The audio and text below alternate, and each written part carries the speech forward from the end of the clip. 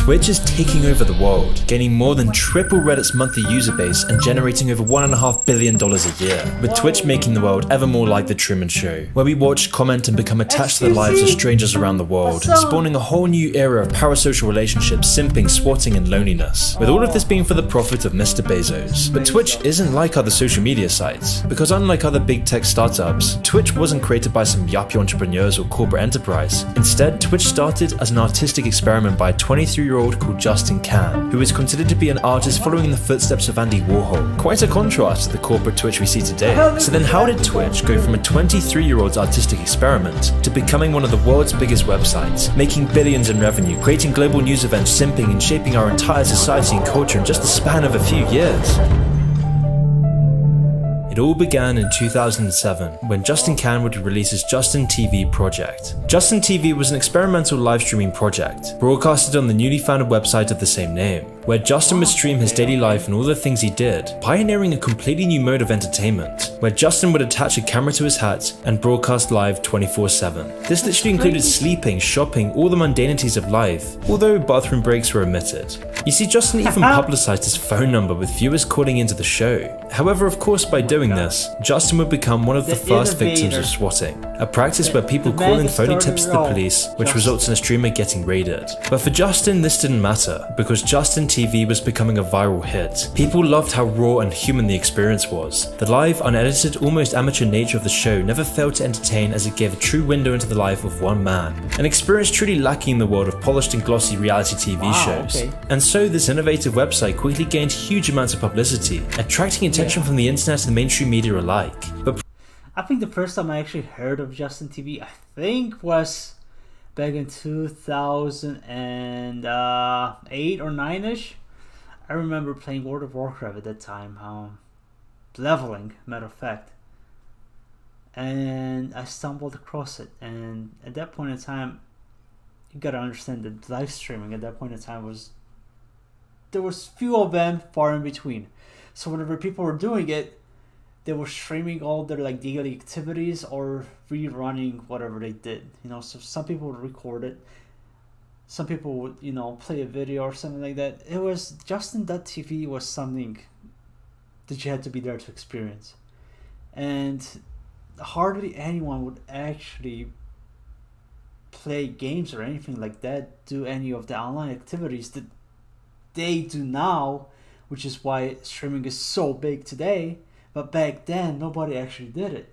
So that is something to remember. Praise also came from very unlikely places. Justin TV was actually hailed as following on from Andy Warhol's numerous projects depicting the mundane. People saw Justin TV as a work of art, where viewers could find a certain beauty and engagement in the everyday life of Justin. And it was this explosion in popularity that enabled Justin and his friends to expand the website. This meant the site could include lots of different channels and categories, covering a wide variety of content, although gaming content was quickly proven as the popular cornerstone of the site. This new site was basically the beta version of Twitch. Although having said this, it's very unlikely anyone watching at the time, or even Justin and the founders, had any idea of the potential of Justin TV. Now in 2007, Justin TV was remarkable for a lot of reasons, because unlike many of its other internet competitors, Justin TV seemed to be undamaged by the 2008 financial crash. It also had insane growth numbers, because just after 3 years of being on the internet, Justin TV had become the 250th most visited site globally. But perhaps the greatest part of Justin TV was its core grassroots creative origin. This open-minded artistic philosophy enabled a renaissance in live content, with streamers and viewers alike flooding into the platform. With a made-for-artist by artist paradigm, the site was perfectly poised to become the juggernaut that it is today.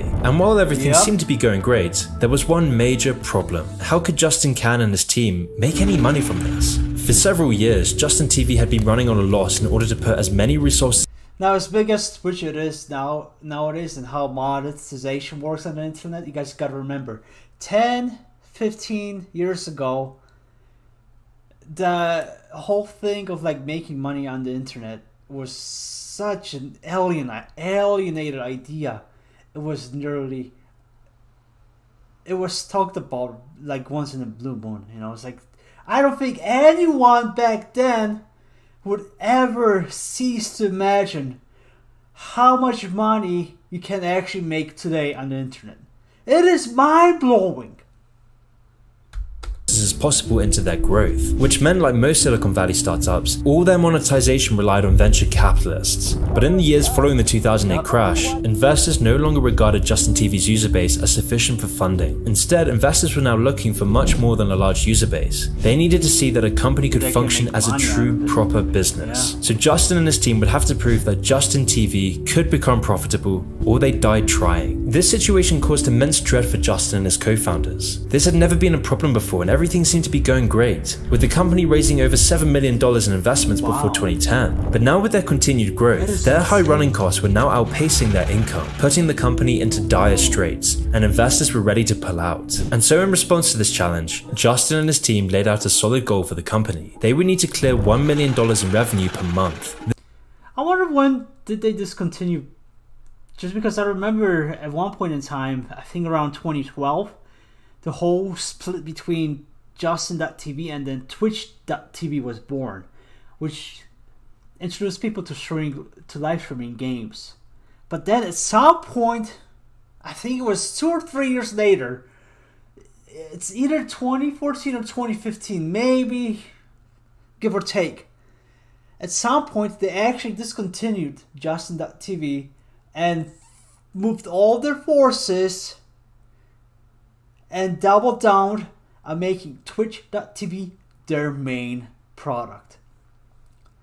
At that point, Twitch absolutely started dominating. You know, you had like competition like Own TV pop up, and I'm sure there was a number of other networks. However, Twitch was the titan. Twitch integrated itself so sufficiently into the grid of everything else around it, and its creators making so much money, making so much content, it just blew up. You know, it's like, especially like towards 2020, whenever COVID came out, that's where it all started to pick up steam. You know, it's like it started to expand beyond imagination. You know, I think COVID, you know, as bad as it was for everyone else, you know, it's like people were losing businesses, people were losing, you know, all their livelihoods. You know, it's like, you know, people were dying. However, I think on the flip side of everything else, COVID initialized, allowed people to start making a lot of money on the internet. You know, it's like you've seen new streamers, old streamers, triple, quadruple, 10 times blowing up all of their viewership. You know, it's like, and to be quite honest with you, a lot of that success, you know, a lot of the people that actually did become super big, you guys gotta remember, they were there a couple years prior to it. You know, they already had a little base audience. You know, it's like you have your for example, Asmongold. You know, he had like what, 2,000 to 3,000 people watching him all the time. You know, and then by that time, you know, it's like late 2018, early 2019, so on and so forth. You know, he just exploded. You know, nowadays he's like one of the biggest names. He's one of the biggest names in the game. This number would be enough to cover their costs and attract the eyes of investors. Justin was so desperate that he promised the company a holiday to Hawaii if they could achieve this goal. But this wasn't an easy goal. Almost no websites were creating $1 million in revenue per month. This was a staggering challenge. How could Justin... Matter of fact, if you guys really want to know something crazy too, it's like, remember, not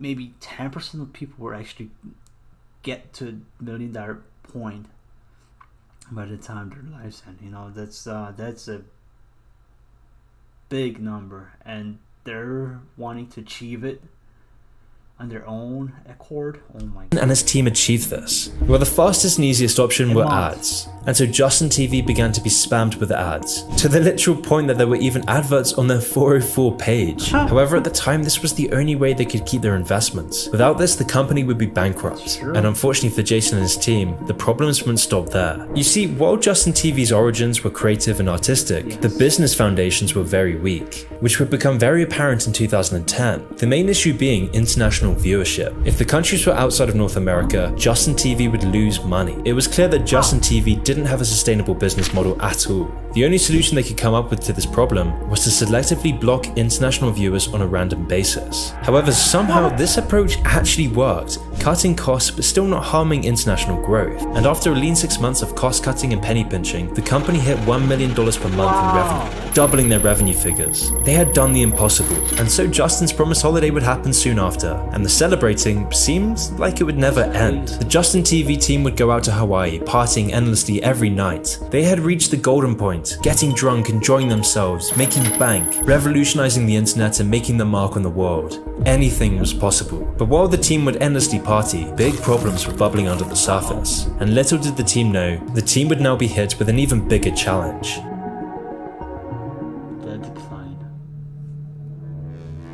You see, Justin TV had always had a tentative relationship with copyright laws, as at the time it was very hard to police the thousands of streams running on the platform. The company had reached a deal with Fox to implement a primitive form of content ID. However, this was still not enough for some companies. And after all the partying, Justin TV would be sued in 2011 by Zuffa, a promoter for American sports. They alleged that Justin TV had let its streamers broadcast pay-per-view UFC content on the site. However, it became clear that Zuffa was just trying to exploit Justin TV's unsteady business model. They knew the team were partying and had no experience in lawsuits. But when the case was brought to the court, it became clear how out of proportion the claims were, leading to the lawsuit being mostly dropped. Justin TV still had to settle for an undisclosed amount in regard to copyright infringements, but luckily for the team, they had escaped the bullet that almost killed YouTube. It seemed like all the problems had disappeared, and the company would keep on growing. Justin TV seemed to be unstoppable. It was becoming one of the biggest rivals to YouTube. The gaming section in particular had grown exponentially, far surpassing other categories on the website. And so in response to this, Justin TV would spawn a new subsidiary company, Twitch.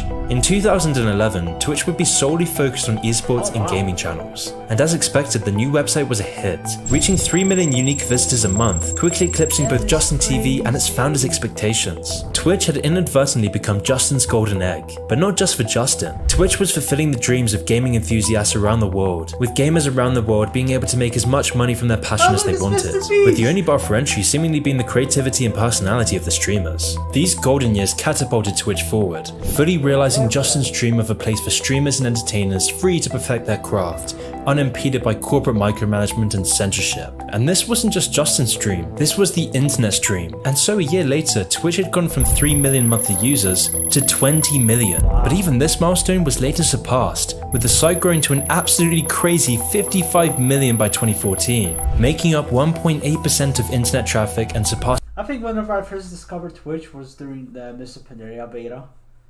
I remember it was an MMO champion. Somebody posted they had a the Mr. Pandaria was alpha beta came out and people were streaming it. So MMO champion did like a news article thing, you know, posted it on the main front page, which basically linked to like 2 or 3 streamers at the time, you know. I remember it's like you went to some of the top streamers, and at that point in time, you gotta remember, you were huge on that website whenever you had, for example, maybe 2,000 or 3,000 people watching you. You knew you were, you know, ginormous. Nowadays, having 2,000 or 3,000 people watching you, you know, that's still small fry. But back then, you know, at that point in time, that was mind-blowingly big.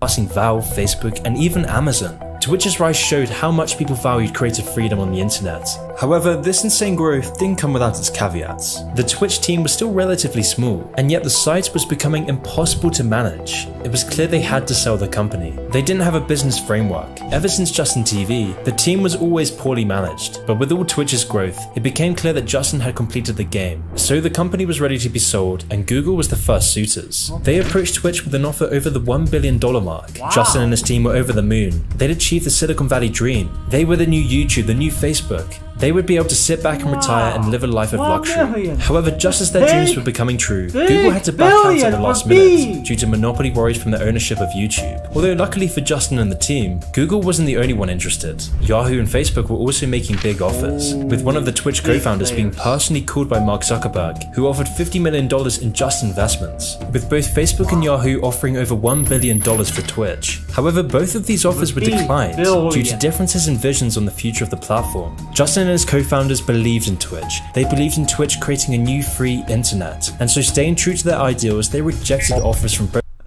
That was 10 years ago, guys. Nowadays, it's like you got your... Nowadays, Twitch is basically gaming.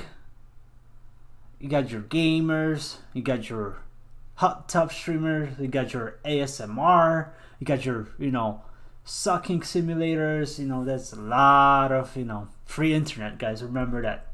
Both of these companies because they believed that they would destroy the culture they had created.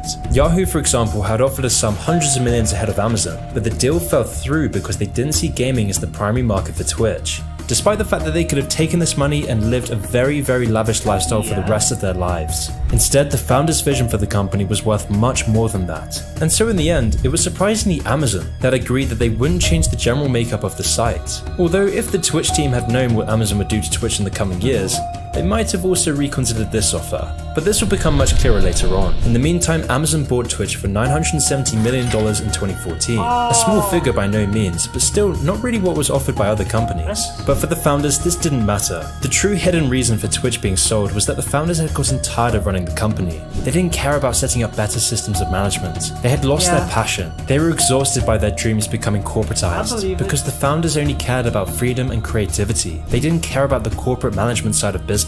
In fact, so much so that by the time the deal actually took place, Justin was nowhere to be seen. Instead, he was working on an art project for a music festival far away from the increasingly stressful world of business. Look, listen, that guy, he signed the papers, he knew he was out, that's it. He got the bag and he got out.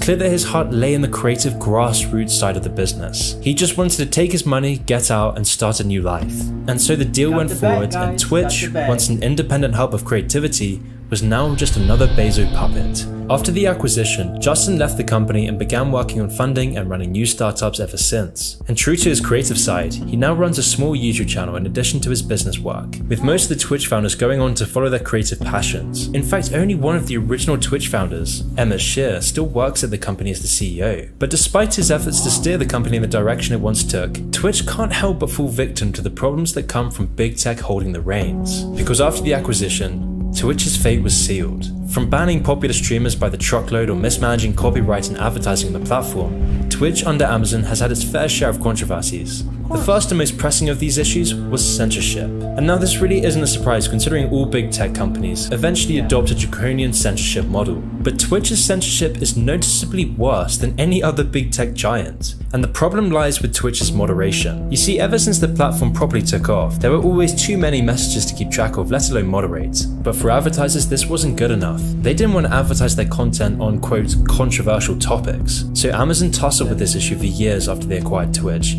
trying and failing to suppress its culture of free expression. And this is why Twitch has become very infamous for banning streamers who displeased the company policy, whilst also promoting popular streamers despite their flagrant abuses of the terms of service. This issue became particularly noticeable in December 2020, with the outright banning of words such as virgin, incel, and simp. But Twitch doesn't just ban simple words like this. Twitch has amended its misinformation standards and said that users who repeatedly disseminate misleading material will be banned. According to the New York Times, Twitch will now restrict, quote, damaging disinformation superspreaders who regularly share misinformation on or off Twitch. with Twitch noting in a blog post that, quote, "Every day people come together on Twitch to establish communities that celebrate a range of hobbies, passions, and abilities. We're proud of Twitch's ability to bring people together, but we don't feel those who exploit internet platforms to propagate false, damaging information have a place in our community," end quotes. And this is why in very recent years, we're starting to see the mass banning of streamers, with even the major Twitch streamer Dr. Disrespect being permanently banned after just mentioning David Eichel in the stream.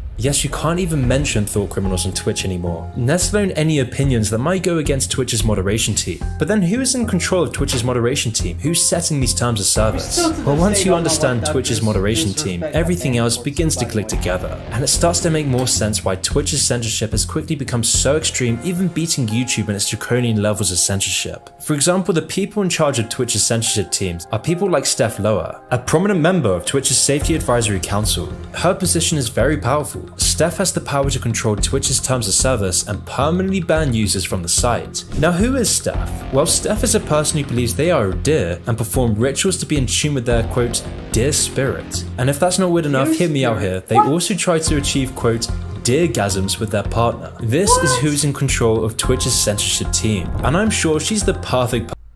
Are you guys serious right now? Wow, okay. I mean, you know, that's I mean, we live in the year 2022, and I guess that's okay to be a deer.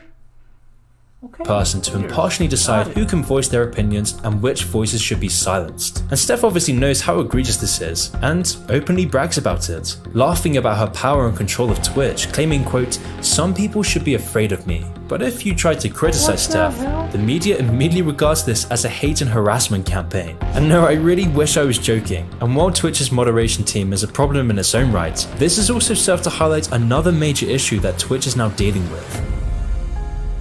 Jesus Christ. But before we go into that, I want to talk to you about today's sponsor, Fabulous, the #1 self-care app to help you build better habits and achieve your goals. With all these social media apps sucking out our attention, it's becoming harder to rewire our brains and adopt healthy new routines. However, it can be easier with a digital coach by your side, encouraging you to achieve your goals through positive reinforcement. The Fabulous app is a digital coach, a happiness trainer that uses insights from behavioral science to develop great habits that will enable you to live the life that you want. With a community of more than 30 million users around the world, Fabulous makes it easy for anyone to develop and stick to healthy habits thanks to science-backed daily routines, starting when you first wake up with small steps each day that will lead to big and long-lasting changes. With Fabulous Premium, you can build and improve an unlimited number of habits in your routines and take part in all programs and exercises. I personally chose Fabulous because working at home on these YouTube videos makes it quite hard to build constant daily routines, and this can lead to me struggling to be productive and stay focused on my work. But with Fabulous Premium, I was able to use Fabulous's habit tracking and dedicated program to break down proven healthy habits that were easy to achieve every day, like writing to-do lists and breathing exercises. And Fabulous's guided programs helped me build an ideal daily routine that I could stick to. I would also use Fabulous's habit tracking,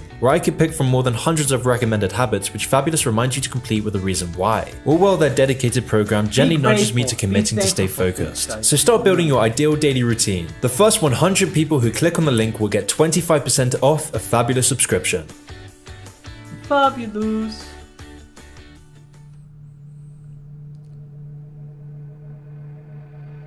I'll make Okay, sure so we've to established link that since Amazon's this takeover, Fabulous, Twitch has become a very link different place. down in But my the censorship description, didn't just right? So stop you guys at can banning go ahead and words. use it. The model of power mod censorship was then trickling down into Twitch's streams themselves, developing this ridiculous power imbalance between moderators and people in the chat. A streamer's mods have the power to ban, unban, and censor opinions they don't like, which leads to echo chambers of the highest orders. That is true. All while And- Twitch's and- stream and culture very much promotes needed, by the way. narcissism-prone young influencers to gain instant notoriety by generating enough controversy, and then to censor any of the backlash that comes with this through moderators' censorship. And this is especially true for girl streamers whose chats are full of neckbeards and simps. Of course, these specific chats require high amounts of moderation to filter out harassing comments and the like, but the mods of these channels often see themselves as the protector of the stream. These Twitch power mods are chosen for their devotion to being a white knight and their dedication to wasting their lives removing thirsty comments.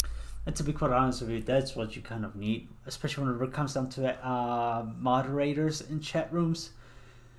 You need people who are devoted. You know, at the end of the day, it is a devoted job. You need to be there at all time, or try to help out the streamer. You gotta be on top. You know, you gotta deal with a lot of stuff. Especially whenever it comes down to big streamers, you know, have you guys seen some of those sheds? It goes like fast, like a blink of an eye, man. You know what I mean? So I myself would never want to be a mod, just because I just couldn't handle it. You know, that's that is who I am, and I know that I would drop the ball each and every time. You know, that's not my aim goal, and I wouldn't do it. But you know, those mods are truly angels sometimes, and sometimes they do power trip, but they're angels. Which is why it's really no wonder that Twitch mods often end up being power abusing creeps in their own right. In fact, I even made a whole video dedicated to discussing the sorts of people who become moderators in the first place. In the video I boiled down, the moderators tend to be atomized, repressed, lonely losers who have no meaning, purpose, or connection in their lives, taking out their oppression by censoring information they don't like, and drooling on the e-feet of bimbo Twitch streamers, milking Twitch's simpy cash cow. And I haven't even mentioned Twitch's admins themselves, who rule the site with an iron fist. The admins at Twitch are quick to ban any small channel that strays even an inch from the terms of service, although they don't even bother to adhere to their own rules. They just make it up as it goes along. All the while they protect the most popular streamers who have free reign to do as they please, so long as Twitch can still take their giant cut. I mean, Twitch is absolutely shameless with their committal to these double standards, which ties directly into their recent move towards so-called hot tub streams. Now, as I mentioned before, Twitch has always struggled to generate revenue, but under the control of Amazon, Twitch resorted to desperate measures, with Amazon deciding that the best way for Twitch to make money was not just to allow, but to actively promote softcore porn on their platform. Despite Twitch's terms of service prohibiting adult content, the site became proliferated with so-called hot tub streams, to such a degree that Twitch later added a separate category just for this topic. And while this obviously wasn't in keeping with the company's founding principles, it didn't stop Amazon from embracing the trend, milking as much cash as they possibly could from simps and neckbeards, with Amazon profiting from the growing class of desperate lonely losers, whose only way of addressing their pain of isolation is to spunk their grubby cash onto a virtual ego. And while these streams were hugely popular and led to lots of donations and revenue for the platform, it also angered the normal people on Twitch, and it became a source of mockery, leading at the time to the relatively obscure word simping to become a mainstay of public discourse. However, this ridicule was too much for Amazon to handle, leading to their insanely idiotic decision to ban the word entirely. But then again, I guess it's not really a Well, I mean, I don't think there's... Oh, look! Posh champ, guys, posh champ. But anyway, I really don't blame Twitch for banning simp, just because it's, you know, Twitch gotta do what they gotta do with their business. I know it's very counterproductive. You know, it's like they're supposed to be a family-orientated business. However, at the end of the day, they gotta make money. That's gonna be my stand all the time. Yeah, I don't know. Surprise, considering the people who control the flow of information in terms of service are busy having deargasms. And in fact, Twitch banning all words and criticism is a common occurrence. The ban hammer strikes often and with no regard for the terms of service or the livelihoods of the creators. And what's even worse is that whilst the small creators struggle to gain popularity and avoid being banned for the smallest of infractions, the largest streamers that bring in the most revenue for Twitch enjoy almost limitless protection. Because this is the real way that Twitch makes money.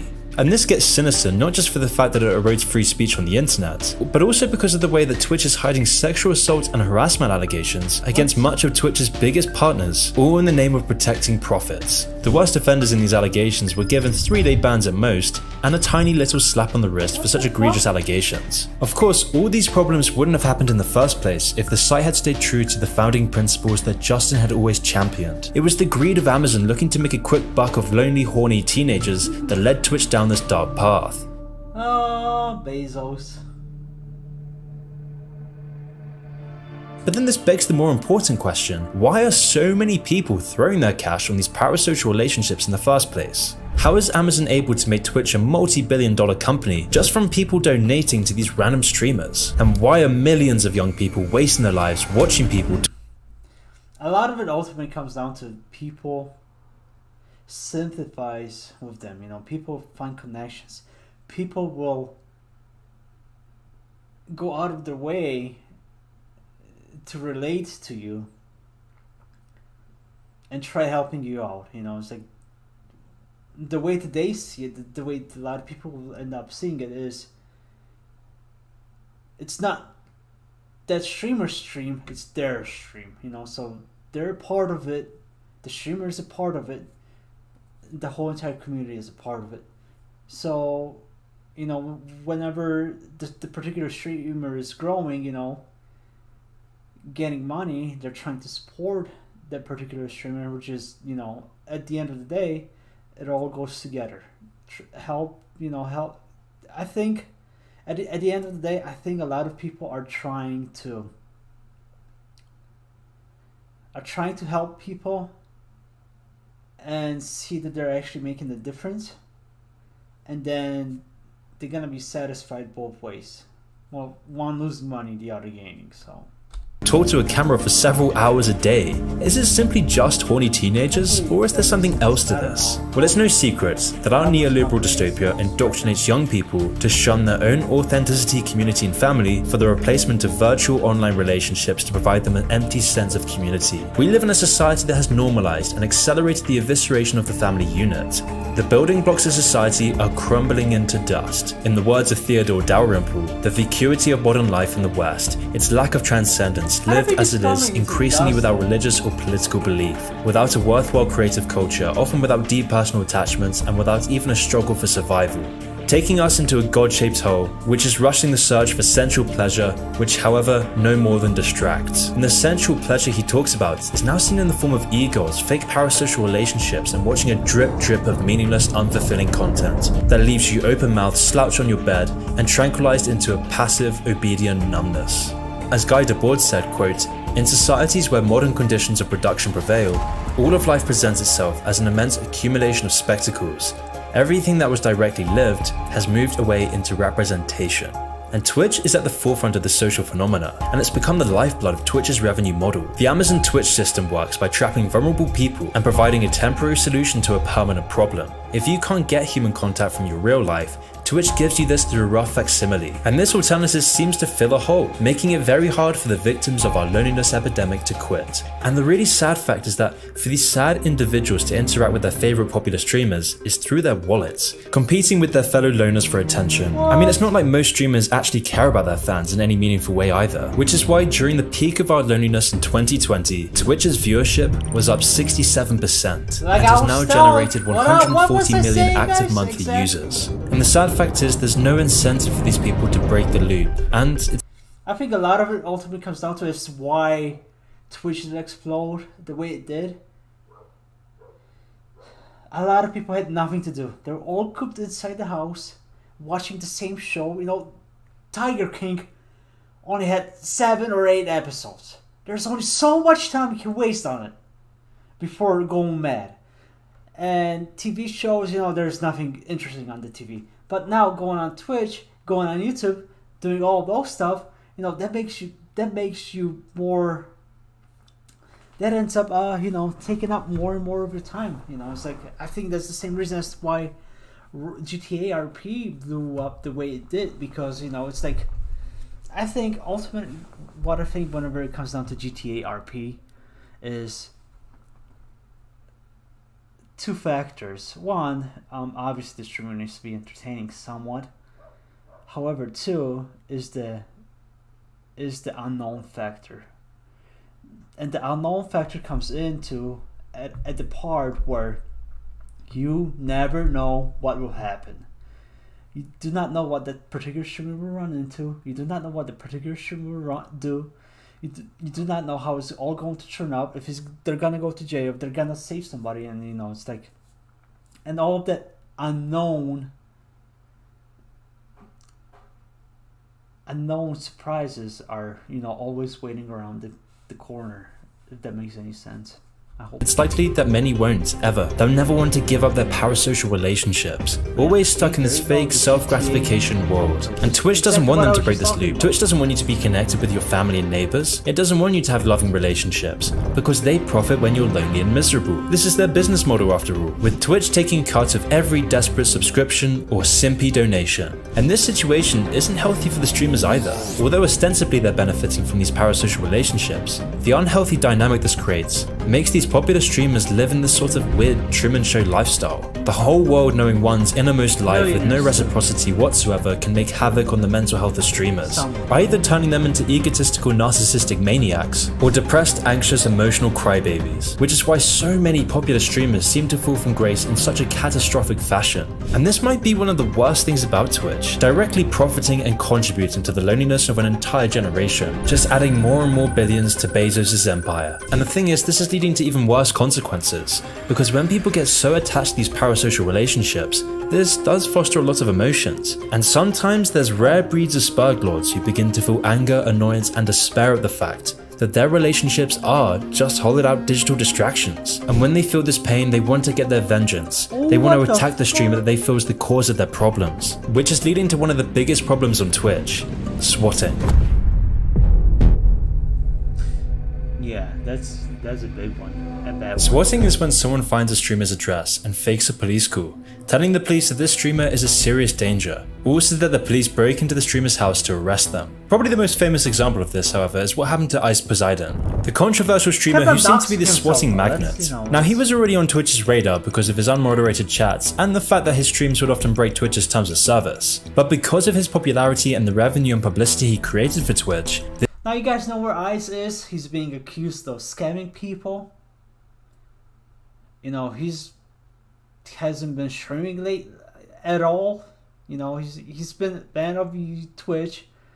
I'm pretty sure the same off of YouTube. You know, he scammed thousands of people. You know, he basically took the bag and left. You know, it's like he had the right idea at the beginning, but you know, it's like his addiction for the thrill, you know, it's like to do something more than it really has to be. You know, it's like him doxing himself all the time too. You know, it's like he made himself get swatted so many times. It's actually unbelievable. this negative attention was often ignored. He was never banned, he was always just given a tiny little slap on the wrist. Although this all came to a head in 2017, when Ice was travelling to a convention by plane. He would broadcast all of the trip to the convention, as he did with most of his waking moments. However, Ice has always encouraged his viewers to swat him, and this time he wasn't doing this at his house. He was revealing the gate number as well as the airport he was flying from. This meant that viewers could easily know what plane he would be on, and so halfway through his flight, his plane was diverted and forced to land, because one of his viewers had called in a bomb threat, telling the police that Ice planned to hijack the plane. So he was quickly escorted off for questioning. But this was a crazy incident that hit the mainstream news and made Ice Poseidon infamous. Twitch had no choice but to ban him from the platform for his toxicity and constant swatting incidents. However, Twitch's giant incentive for streamers to create controversy at all costs, and the fact that most streamers won't ever face criticism due to their mods, makes this sort of thing a very common occurrence on Twitch. I mean, Ice Poseidon, for example, would always put swatters on a pedestal, encouraging swatters for views, saying things like, quote, "What can you possibly do to create a challenge for these loser swatters?" He did this because these streams would go viral. Clips of his streams would gain hundreds of thousands of views, allowing Ice Poseidon to make bank from people swatting him, thus encouraging swatters all across the platform to commit these harmful crimes, sending a message for swatters across the platform to keep wasting police time and putting the lives of creators at risk.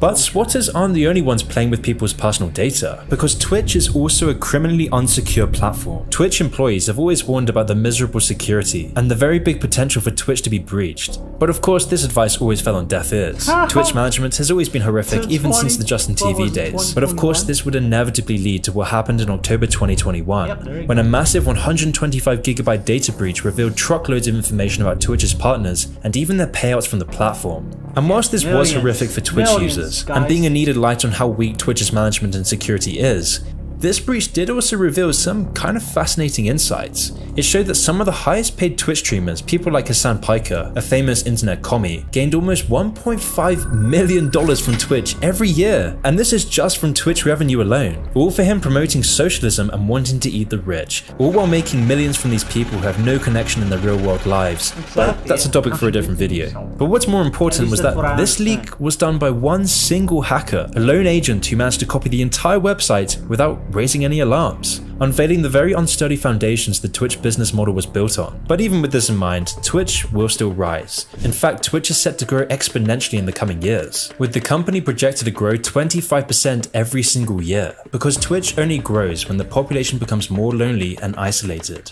with shocking data revealing that about 40% of Generation Z suffers from loneliness, which coincidentally is the same demographic that uses Twitch the most. And when you stop to actually realize that the top streamers make almost all of their money from donations, from people who are desperate for any sense of attention or connection, it's then not really that hard to understand how Twitch has made $2.3 billion just this year. And it also makes clear that the original creative, free and authentic version of Justin TV is dead. That's why the original creator Justin now lives a life hidden away from the hell of global big tech, hidden from Twitch's change in direction, a direction of maximizing its profits from simps and loneliness rather than creativity, community and ingenuity. So long as Generation Z lives their isolated, sedentary and self-destructive lives, increasingly devoid of age-old sources of happiness like community, religion, from Twitch's change in direction, a direction of maximizing its profits from simps and loneliness rather than creativity, community and ingenuity. So long as Generation Z lives their isolated, sedentary. Oh my god, look, it's this guy. If you're Polish or drink Polish beer, you know what it is. You know it. You know it. I know it. All of us know it. Great. And self-destructive lives, increasingly devoid of age-old sources of happiness like community, religion, national identity and family, the more Twitch's toxicity will grow, resulting in Twitch going from a beacon of freedom and artistic passion to becoming a gigantic glossy monument to insipid vacuity. Well, that was a great video. It had a lot of truth in it. It exposed a lot of it, gave a great backstory to it too. I think it's a wonderful video. Guys, please make sure, if you're not going to support me, that's okay. I don't care. I do not mind one bit. However, if you guys are going to do anything for it, please subscribe to Moon, to his channel, Moon. He has amazing videos, okay? Please give him all the support he deserves. He created a great video. He's putting out amazing videos all the time. So please check him out, alright?